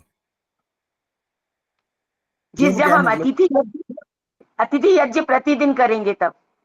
तुम्हें जब क्यों कहा? जब मतलब जब का अर्थ वैसे तो कोई बात नहीं, इससे रिलेट कर सकता है, लेकिन वो अतिथि हैं, आएंगे कैसे, कब आएंगे? वो रोज आएंगे तो रोज आने का तरीका क्या होगा, कैसे आएंगे रोज? हम यज्ञ आदि कर्म करें ना, आमंत्रित करेंगे आपको, उनको प्रतिदिन आकर रोज आ करके वो आपके साथ चर्चाएं करेंगे, तब होगा। ये नहीं कहा कि एक ही विद्वान को रोज बुलाओ, ये मतलब नहीं है इसका। तो हमें वो वैदिक ज्ञान प्रदान करेंगे। अगर हम उस स्थिति की बात करें ना जिसके लिए ये बाकायदा अतिथि शब्द जोड़ा गया था, अर्थ तो ये विद्वान होना जरूरी है। अतिथि पता नहीं कब आएगा, अर्थात एक समय था जब विद्वान लोग घरों में जाया करते थे बाकायदा, बिना बुलाए। बुलाने का तो कोई प्रश्न नहीं था वहां पर। अब स्थिति बन गई ना कि बुलाना पड़ता है, और अब भी बुलाने को भी कोई संकोच करता रहता कि क्या करना है बुला करके ना, वहां जाएंगे सत्संग में सुन लेंगे, किस्सा ही खत्म करो। तो सत्संग में क्या रोज जाओगे? क्या रोज भी नहीं जाओगे, हफ्ते में भी एक बार। फिर भी जो बच्चों ने कहा तो घूमने चलना, आज टाइम नहीं है, आज यार आज यार ये हो जाएगा, घर में कोई आ रहा है, वो फिर छूट जाएगा, महीनों निकल जाएंगे। कहाँ होगा सत्संग, कहाँ होगा अतिथि यज्ञ? अगर अपने लक्ष्य की बात हम करते हैं तो उसके लिए ये नियम जरूरी होते हैं, फिर उनका पालन करना जरूरी होता है। सिर्फ बोलने से नहीं कि पंचमहायज्ञ कौन से होते हैं, ये नाम सुना दिए हो गया पंचमहायज्ञ, क्या हुआ? बैठे नहीं ढंग से, समध्या अच्छी प्रकार ध्यान करना नहीं आया अभी, वेदों का स्वाध्याय करते नहीं, कर नहीं सकते, मंत्र बोलना भी नहीं आता अभी, तो अर्थ कहां से आएंगे? फिर देवयज्ञ के हवन की बात करेंगे, हवन भी नहीं करते। पितृयज्ञ में माँ बाप रहते नहीं, अब मर गए, चलो ये भी हो सकता है, लेकिन उसके बाद भी माँ बाप की सेवा हो सकती है। शिक्षा शर्मा जी बताएंगे कैसे। माँ बाप मर गए फिर भी उनकी सेवा हो सकती है, कैसे? नहीं बताया? अच्छा ये क्या नहीं कहा है? हाँ जी वंदना जी बोलो। वंदना जी जिनका अच्छा बोलो। आचार्य जी, जो हमारे बुजुर्ग हैं, हमारे घर के आसपास भी हैं, वो भी हमारे पितृ तुल्य हैं, तो हम उनकी, ये प्रश्न नहीं है, प्रश्न है माँ बाप मर गए, उनकी सेवा अभी भी हो सकती है, कैसे? हम उनके नाम से जो है कोई भी ऐसे ट्रस्ट वगैरह बना के उनके नाम से कुछ बताए मार्ग पर चले, उनके बताए हुए मार्ग पर चले हम, और उनके दिए हुए जो संस्कार है उनको हम आगे बढ़ाएं। तो इस तरह से हम कार्य कर सकते हैं। ये भी उनके लिए हमारी तरफ से श्रद्धा होगी। ठीक है, बिल्कुल ठीक है। उनके जो उपदेश थे हमारे जीवन के लिए, उनके गुणों को आत्मसात करते करते करते हम अब वैसे बनने का प्रयास करें। लेकिन यहाँ पर एक कमी आ जाती है, पता है वो क्या चीज होती है? गीता बताएंगे। अब यहाँ पर एक दोष शुरू हो जाता है, वो क्या होता है? हमें उनके श्रेष्ठ कर्मों को ही आगे बढ़ाते रहना चाहिए और उनके शुभ कार्यों को पूरा करना चाहिए। जो अगर कोई गलत बात है तो उसको हमें छोड़ना चाहिए। हाँ, उनके दुर्गुणों को नहीं लेना है। दुर्गुण भी होते हैं, माँ बाप में होते हैं, कोई ईश्वर नहीं है वो। उनके अंदर भी कई प्रकार के, गुस्सा आता है जैसे भयंकर, गुस्सा आ जाता है, इधर उधर की बातें करते रहते हैं, चुगली करते रहते हैं, लड़ाई झगड़ा करते रहते हैं, तेरी मेरी करते हैं, बहुत कुछ कर सकते हैं वो, क्योंकि कोई भगवान नहीं, ईश्वर नहीं है ना वो। बड़े हो गए, उम्र ठीक है, लेकिन जो स्वभाव बन गया वो स्वभाव चिड़चिड़ा हो गया, तो आपने ये गुण थोड़ी लेना है वहां से, दुर्गुण है ये तो उनकी सेवा करने का मतलब शरीर से सेवा नहीं होती है, वहां तो जीवन समाप्त हो गया, छेद ही खत्म हो गया। लेकिन उनके जो आध्यात्मिक गुण है उनके कारण से आप उनकी सेवा कर सकते हैं। ये तरीका। जो 3 शब्द थे, एक तो था स्वाध्याय, दूसरा था सत्संग, और तीसरा शब्द है सेवा। और सेवा की बात जो भी कही है, जीवितों के जो माता पिता हैं या गुरुजन है, आचार्य हैं, उनकी सेवा तो आप कर सकते हैं। और कहते हैं ना, जो एक वाक्य बना हुआ है सेवा से संबंधित, एक छोटा सा वाक्य है, निर्मल डावरा बताएंगे वो छोटा सा वाक्य क्या है, सेवा से रिलेटेड है, वो क्या बोलते हैं उसको, नहीं पता। चंद्रकांता जी,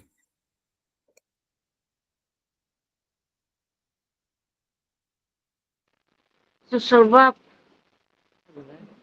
दोबारा बोलो, क्या बोला? सुश्रवा बोलते हैं। नहीं वो नहीं। आशा सहदेव जी बोलिए। पंजाबी कहावत में तो है, कर सेवा मिलेगा मेवा। ये वाला, यही तो कहा था, छोटा सा एक वाक्य है ये, कर सेवा मिलेगा मेवा। मिलेगा। जब आपको कर्म फिलॉसफी की हम बात करने वाले हैं, और जो योग दर्शन का सूत्र है, प्रेमन जी सुनाएंगे सूत्र, वो कौन सा है? अवश्यमेव भोक्तव्यम कृतम कर्म शुभाशुभम। ये योग दर्शन का नहीं है। अच्छा, योग दर्शन का है, मैंने ध्यान से फिर सुना नहीं। एक बार फिर से प्रश्न करेंगे। कर्म फिलॉसफी की बात कर रहे हैं, योग दर्शन का एक सूत्र।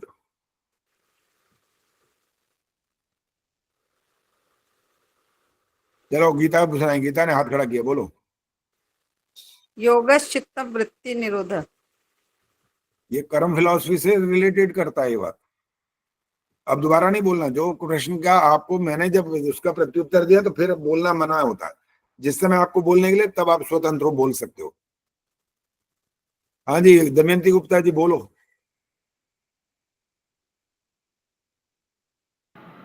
आचार्य जी ध्यान में नहीं आ रहा। अच्छा, प्रेम जी को याद आ गया, बोलो प्रेम जी। अथ योग अनुशासनम। नो। हाँ जी, पद्मा जी बोलो।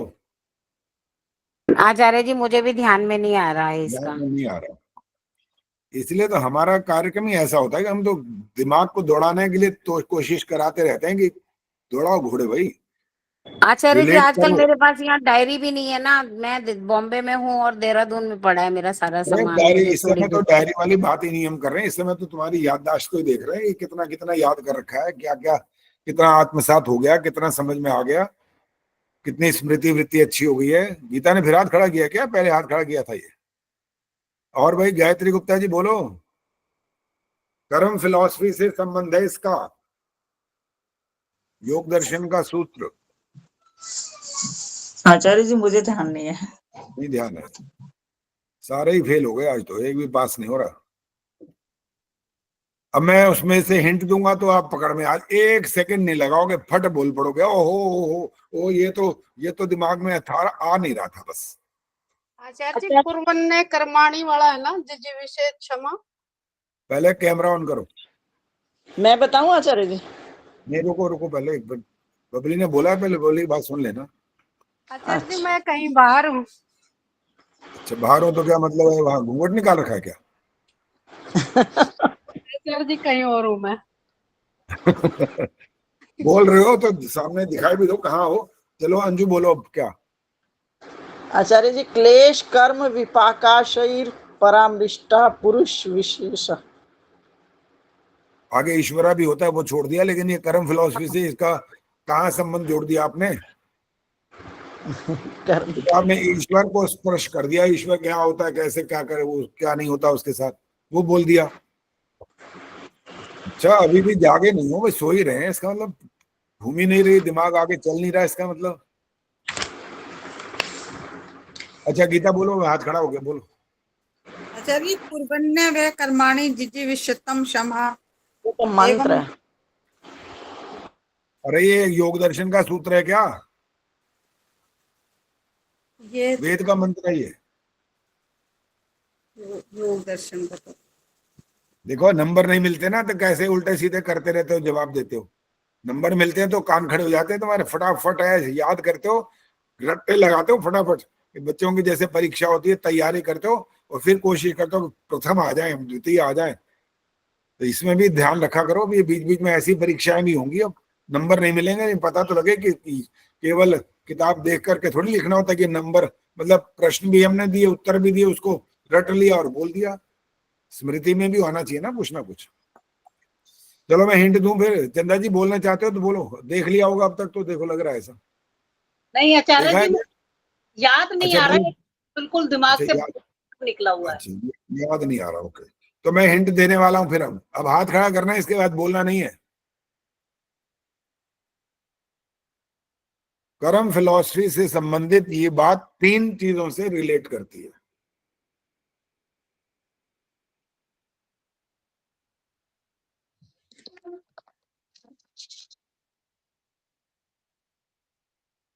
अभी भी नहीं पहुंचे वहां तक? आचार्य जी मैं बताऊं? हाँ बोलो बोलो। आचार्य जी आगे का तो नहीं पता, 2 शब्द कृतम अकृतम अन्यथा कृतम। आचार्य जी जाति आयु और भोग मिलते हैं। नीलिमा ने ठीक बोल दिया, लेकिन वो सूत्र नहीं सुनाया। बात तो ठीक है, तो 3 से रिलेट करती है, हमने वो हिंदी में तो बोल दिया, सती मूले तद विपाको जात्यायुर्भोगा, ये है। नीलिमा जी देखा था कहीं या ऐसे ही अभी बोल याद करके बोला है? जी नहीं याद था वैसे मुझे, सती मूले तद विपाको तो जात्या वही बोलना था आयुर्भोगा। ना, तो मैंने सूत्र ही तो पूछा था, हाँ योगदर्शन जी का सूत्र। चलो वो ठीक है, कोई बात जल्दबाजी नहीं, पहुंच जी गए, कोई जल्दी। बात नहीं, असली बात तक पहुंच गए। हाँ जी, जी धन्यवाद ठीक है। जी।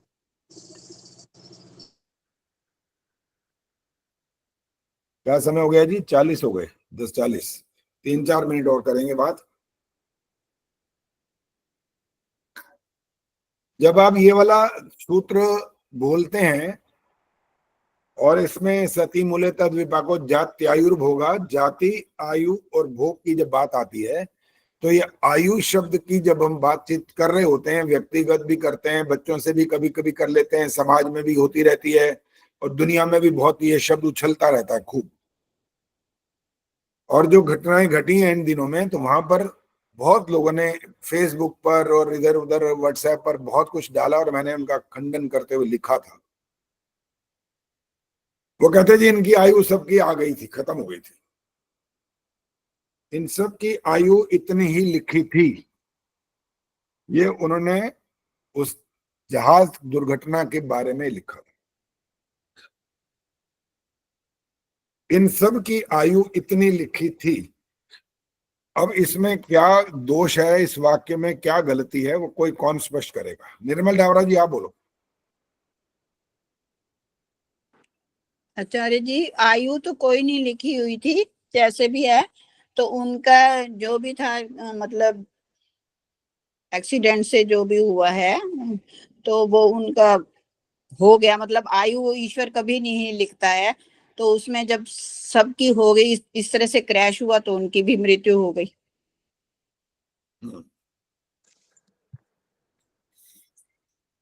वंदना जी बोलो।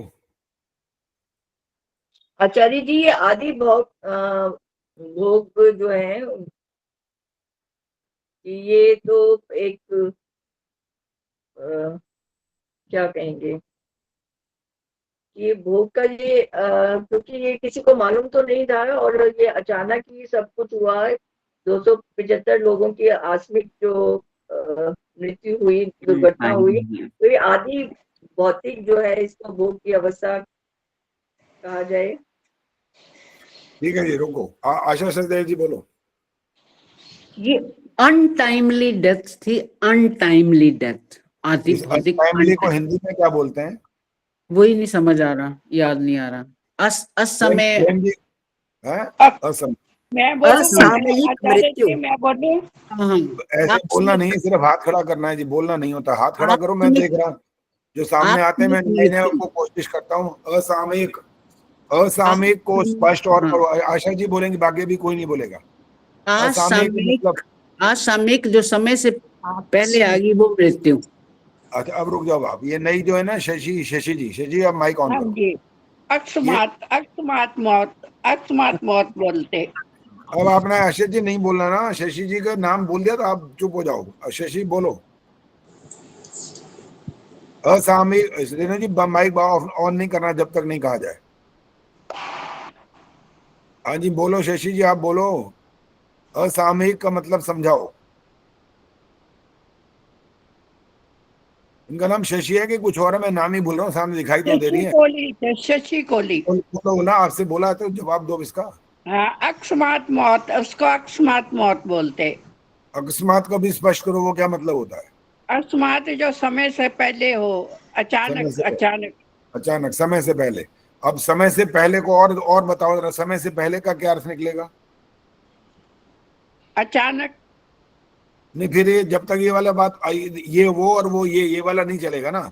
इनको और स्पष्ट करना पड़ता है कि समय से पहले को पकड़ के रखो इस शब्द को, और इसको समझाओ कि समय से पहले का क्या अर्थ है। जो भगवान ने नहीं निर्धारित की, उसके पहले ही हो गई। अच्छा ये मतलब है। अब सुन लो, बस ज्यादा समय नहीं बचा, हाथ तो बहुत सारे खड़े हैं। मैं संक्षिप्त में बताऊंगा। ईश्वर हमारी मृत्यु को निश्चित करके नहीं भेजता, कोई समय निश्चित नहीं करके भेज रखा उसने। अगर ऐसा मान ले तो अब ये हवाई जहाज वाली दुर्घटना छोड़ दो, जरा और बात पर आते हैं, आपको क्लियर हो जाएगा। शशि जी आपने जवाब देना, मैं प्रश्न करने वाला हूं। एक किसी ने गोली से किसी को मार डाला, ठीक है जी, सुन रहे हो ना? हाँ जी, हाँ जी। अब ये जवाब देना है कि अगर इसकी मृत्यु को ईश्वर ने फैसला कर रखा था, तो जिसने गोली मारी उसका कसूर है कि नहीं है? उसका कसूर नहीं है, उसका कर्तव्य था। ठीक है, अभी आगे प्रश्न आएगा। उसका जब कसूर नहीं है तो ईश्वर उसको दंड देगा कि नहीं? ईश्वर दंड नहीं देगा, क्योंकि उसने अच्छा, कर्तव्य किया अपना। छोटा सा उत्तर दिया करो। वो ईश्वर हाँ। उसको दंड नहीं देगा, और सरकार दंड देगी? सरकार दंड नहीं देगी, उसने भी अपना कर्तव्य किया सेना सैनिक होने के नाते। सैनिक की बात थोड़ी हो रही है, आतंक किसी ने ऐसे गोली मार दी भाई, साधारण हाँ, व्यक्ति, वो सरकार देश तो की देगी, उसको तो हाँ जी, देगी। सरकार, इसका मतलब ईश्वर से बड़ी सरकार होती है? हाँ जी, ईश्वर से नहीं, कानून से नहीं, कानून नहीं, मैं पूछ रहा हूँ ईश्वर से बड़ी सरकार होती है मतलब? नहीं, सरकार नहीं बड़ी होती, ईश्वर ही बड़ा होता है। तो फिर जब ईश्वर दंड नहीं देगा तो सरकार कौन होती है दंड देने वाली? क्योंकि उसका उस संबंध होता है ना। नहीं, क्या क्या संबंध होता है भाई? स्पष्ट छोटे से छोटे में उत्तर देना। रक्षा करना, या उसको बुरे आदमी को मारना, उसका संबंध होता है ना इससे। बुरे आदमी की तो मृत्यु नहीं हुई है, तो एक साधारण अच्छा आदमी था, उसको मार दिया किसी ने, गोली मार दी, जैसे वहां पर हुआ था। कहां पर? कश्मीर के अंदर, पहलगाम में। उनकी अगर गलत बात थी। हाँ, गलत बात थी। सारा मत बोलो, सुनो भी सही। अगर उनकी मौत ईश्वर ने लिख रखी थी तो उनका तो कसूर सिद्ध नहीं होगा, क्योंकि ईश्वर उनको दंड नहीं दे सकता, क्योंकि ईश्वर ने कहा था मार दो इनको। और इधर हम सारी हिंदुस्तान के लोग इतना आंसू बहा रहे हैं उनके लिए कि खामखा में मार दिए बेचारों को। अब सुनो इसका सिद्धांत, वैदिक सिद्धांत सुनिए क्या होता है। ईश्वर हमारी मृत्यु को निश्चित करके नहीं भेजता। वेद के मंत्र में प्रमाण है बकायदा इसका, संध्या में इसका प्रमाण है।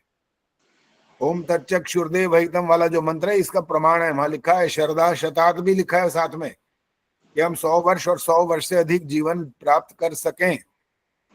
और अगर मृत्यु को निश्चित मान लेंगे कि ईश्वर ने फैसला कर रखा है पहले से, तो फिर हमारी ये प्रार्थना करना तो बेवकूफी हो गई। काय की प्रार्थना कर रहे हैं? ईश्वर हमें खुद कह रहा है रोज झूठ बोलते रहो, मैंने तो फिक्स कर रखा है, तुम बोलते रहो, कुछ भी करते रहो, मुझे कोई मतलब नहीं इससे। इसलिए ईश्वर ने ये सब कार्य निश्चित नहीं किए हैं, आपके पुरुषार्थ पर और दूसरों के सहयोग पर निर्भर करती है सारी बात। क्योंकि आप अकेले नहीं है दुनिया के अंदर, आपका पुरुषार्थ सब कुछ कर देगा। आप ठीक ठाक सब चल रहे हैं, गाड़ी ठीक चला रहे हैं, दूसरा सामने से मार देता है, तो दूसरे का सहयोग नहीं मिला, वहां पर मृत्यु हो गई। ईश्वर ने कब कहा था कि इसकी मृत्यु आज होगी? ईश्वर नहीं कहता ऐसा, ना ईश्वर ने ऐसा फैसला कर रखा है। तो जाति, आयु और भोग जो शब्द मैंने बोले थे, उसके आयु का मतलब होता है जीने का काल। उम्र नहीं होती आयु माने, जीने का काल कितना, जो निश्चित नहीं है, ये इसका अर्थ है। जैसे श्रद्धा शतात ये सिद्ध कर देता है, इस बात को प्रमाणिक बना देता है। जीवेम श्रद्धा शतम बोलते बोलते हम श्रद्धा शतात पर आते हैं। मैंने मंत्र थोड़ी बनाया, ये ईश्वर ने तो ये दिया ना ये मंत्र। उसी ने कहा ये प्रार्थना करो रोज कि 100 वर्ष और 100 वर्ष से अधिक जीवन जी सके। जब वो ये कह रहा है हमसे प्रार्थना करो, तो ईश्वर हमारी मृत्यु को निश्चित कैसे कर सकता है? ये सोच के देखो, निश्चित करके कैसे भेज देगा? निश्चित कर देगा तो वो ईश्वर ही गलत हो गया फिर तो, और ईश्वर गलती कभी करता ही नहीं है। इसलिए जो दुनिया में ये अवैदिक सिद्धांत चल रहा है ना, ये बिल्कुल सबका लिखा हुआ है, एक एक पल लिखा हुआ है, बिल्कुल क्या मूर्खता की बात है। जब तेरा मित्र को तेरे को उस दिन भी बोला है, बंद रखो रेणु जी, माइक बंद करो। रेणु जी आप ध्यान रखा करो ना, माइक हाथ क्यों लगा देते उधर, अपने आप थोड़ी ऑन हो जाता है ये। तो वैदिक सिद्धांतों को समझना सीखना बहुत जरूरी है। इसके बगैर नान्यः पंथा विद्यते अयनाय, और कोई मार्ग नहीं है। बस और बातचीत नहीं होगी। अब अपनी परीक्षा की तैयारी कर लेना। जिसने परीक्षा देनी हो वो अपने नाम आज डाल देना, कल में भी डाल सकते हो। बस 2 दिन आपको मिलेंगे उन परीक्षा के लिए। अपना नाम और अपना स्थान ये लिख करके भेज दीजिए, और जो उस दिन नाम देंगे ना, मैं नाम आपकी परीक्षा नहीं लूंगा। सुन लीजिए आचार्य जी, देखे सुनाने हैं बिना देखे सुनाने हैं? बिना देखे जी। अब देखने का कहाँ से नंबर आया है? हवन दैनिक ये जो तो रोज की चीज है, अब देख करके नहीं सुनाना। इसीलिए कहा जो परीक्षा देना चाहते हो, हमने आपको मजबूर नहीं किया कि आप करो परीक्षा दो। आप देना चाहते हैं तो अवश्य दो, लेकिन वहां देखने की बात नहीं है। अब हाँ, स्वस्ति वाचन में मैंने मना नहीं किया, शांतिकरण में मना नहीं करूंगा, क्योंकि वहां पर वो प्रतिदिन का काम नहीं है। यज्ञ करते करते तो बूढ़े हो गए, और उसमें अब देखने का कोई प्रश्न नहीं है। अगर आप तैयार हैं इतना तो आप नाम दे देना, नाम और स्थान लिख करके भेजना है बस। ओम द्यौः शांतिरंतरिक्षं शांति, पृथिवी शांतिरापः शांतिरोषधयः शांति, वनस्पतयः शांतिर्विश्वे देवाः शांतिर्ब्रह्म शांति, सर्वं शांति शांतिरेव शांति, सा मा शांतिरेधि। ओम शांति शांति शांति। जो बोले सो अभय। जगत गुरु महर्षि दयानंद की आर्य समाज अमर वेद की ज्योति जलती रहेगी। ओम का झंडा ऊंचा रहेगा, वैदिक ध्वनि।